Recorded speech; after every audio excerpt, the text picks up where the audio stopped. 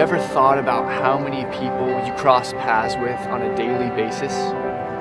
Have you ever considered how many of them are going through this life without a personal relationship with Jesus Christ? When was the last time you took a moment out of your busy schedule to stop and ask someone what they believe and then genuinely listen to them? Not so that you could jump in and tell them everything that you believe or give them a list of all the reasons why what they believe is wrong, but simply to listen. If you were to ask a friend or a coworker what they thought about God's existence or His role in their lives, how do you think that they would respond? Do you even care enough to ask?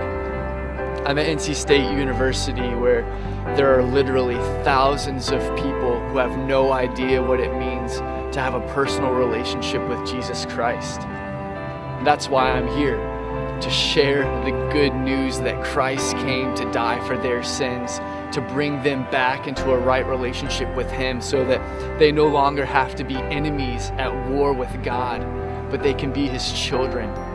One of the greatest things we can ever understand about God is that He is passionate about bringing sinners back into a right relationship with Himself. Ever since Adam rebelled against Him in the garden and spoiled the perfect communion that existed between God and man, God has been pursuing His fallen creation.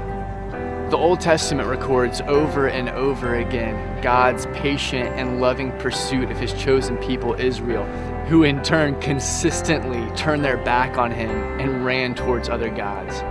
The New Testament describes God sending His one and only Son because of His great love for mankind to seek and save the lost and bring sinners back into fellowship with Him. God is on a mission to bring sinners who are at war against Him back into a loving relationship with Himself. And the amazing thing is that He's decided to use us, sinful human beings, in His mission. Just before Christ ascended into heaven and left His disciples on earth, He told them, "Go and make disciples, baptize them, and teach them everything that I've taught you." When Christ said, "Go and make disciples," He wasn't giving His disciples a suggestion, but a command that radically affected every aspect of their lives. In the same way, God has commanded us to take part in His mission to bring the lost back to Himself. And this should radically affect every aspect of our lives, which means that our talents, our abilities, our interests, everything that God has given us should be used for the mission. Think about the hundreds of people you cross paths with every single day.